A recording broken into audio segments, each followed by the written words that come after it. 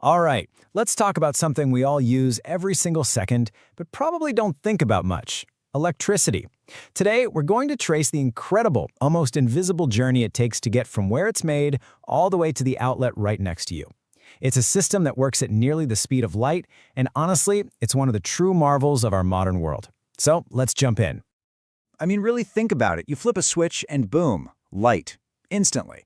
But behind that simple, everyday action is a massive, incredibly complex, and perfectly synchronized system. So how does it actually work? Well, that's exactly what we're here to break down. To really get it, we've got to go back in time, way back, to a huge fight between two of the biggest minds in history. This wasn't just some friendly disagreement, it was a conflict known as the War of Currents, and it literally shaped the world we live in today.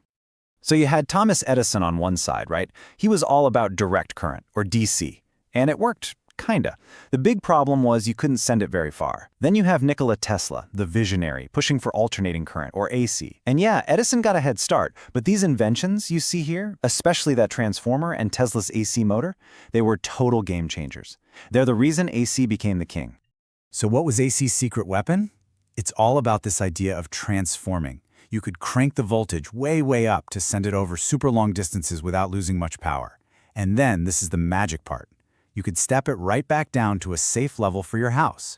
That one ability, that's what made our massive, interconnected grid possible. It meant we could build cities anywhere, not just huddled right next to a power plant. Okay, so AC won the war, we got it. But where does all this electrical energy actually come from in the first place? Let's go to the very beginning of the journey, the power plant. At the core of pretty much every single power plant is this thing, a generator. Its job is simple, really. It turns motion, mechanical energy, into electrical energy. So it doesn't matter if you're using coal, nuclear power, or a giant waterfall. The name of the game is always the same. Find a way to spin a turbine, which then spins a generator, and voila, you've got electricity. So how do we get those generators spinning? Well, this chart gives you a classic look at how it used to be done in the US. You can see the biggest player by far was the steam plant, which just means burning stuff like coal and gas to boil water and create steam. Now, things have definitely changed a lot since then, with natural gas and renewables really shaking things up. But the core idea of using a mix of different energy sources to create that spin, that's still what our grid is all about. Okay, check this out. This diagram is going to be our roadmap for the rest of this journey. It shows the whole shebang, from start to finish. We're starting right up here at the top, where you see all the different kinds of power plants. Thermal, nuclear, hydro. This is where it all begins. So we've made the electricity. Now what? Well, it's got to travel, right? Sometimes for hundreds and hundreds of miles. And that brings us to the next stage, the transmission system. Just think of it like the interstate highway system, but for electricity. Hey, remember that little invention that helped AC win the war? The transformer? Well, here it is again, playing a starring role. Right as the electricity leaves the power plant, it hits a step-up transformer, and its job is to take that electricity and crank the voltage way up. Why? Because super high voltage is the secret sauce for sending power over long distances efficiently. Let's look back at our map. See those really thick lines connecting everything? Those are the high voltage transmission lines.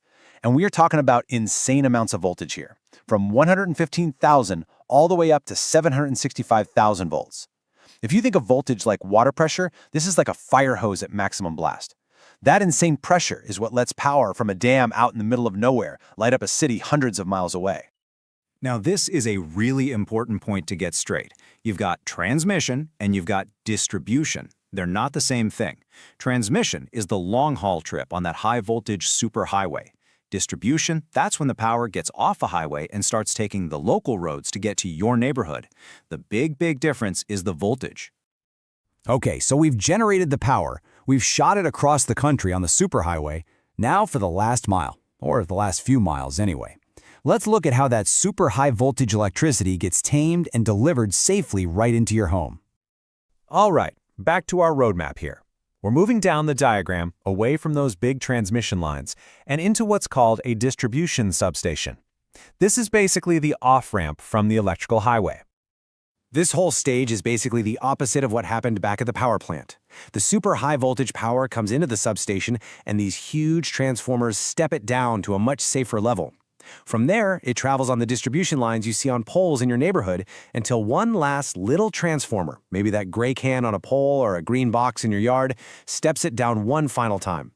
And boom! There you have it. After zipping across hundreds of miles, getting transformed up and down, the electricity finally arrives at your house at a standard, safe 120 or 240 volts. It's now ready to power up your life, from your refrigerator to your phone charger. The journey itself is pretty wild, right? But, what's maybe even crazier is how this whole thing is managed. It is a constant, real-time, high-wire balancing act. This really is the fundamental challenge for anyone running the grid. What happens if the amount of power being made doesn't perfectly, and I mean perfectly, match the amount being used at that very instant? You see, unlike water or gas, you can't just store massive amounts of electricity easily. It has to be made the exact second you demand it. If that balance is off, even a little, the whole system could crash. And there's a word for that demand. It's called load. Every single time you flick on a light switch, turn on the AC, or charge your phone, you're adding to the grid's load. And with millions of us doing this all day long, that number is changing constantly, every single second. This graph really brings it to life. It's called a daily load curve, and it's basically a picture of our collective daily routine. You can see the demand for power, the load, is super low in the dead of night when most of us are sleeping. Then it shoots up in the morning as everyone gets ready for work, stays high all day, and then usually it hits a big peak in the evening when we all get home and turn on our lights and TVs. So, how on earth do you manage this constantly changing demand? Well, that's the job of the grid's brain, its nerve center, the Energy Control Center, or ECC. Think of this place like mission control. These dispatchers are watching the entire grid in real time. They see the load going up and down, they predict what's going to happen next, and they are constantly telling power plants to crank up production or dial it back down just to keep that perfect balance. Their one and only job is to keep your lights on 24/7, no matter what. So let's just run through it one more time, super fast. Power is born in a generating station. It gets transformed into a super high voltage, zips across the country on transmission highways, gets stepped back down through substations, and lands right in your home. And this whole thing happens at almost the speed of light, all while being perfectly managed by this incredibly complex system. It's just amazing. This system is truly a marvel of the 20th century. It powered everything.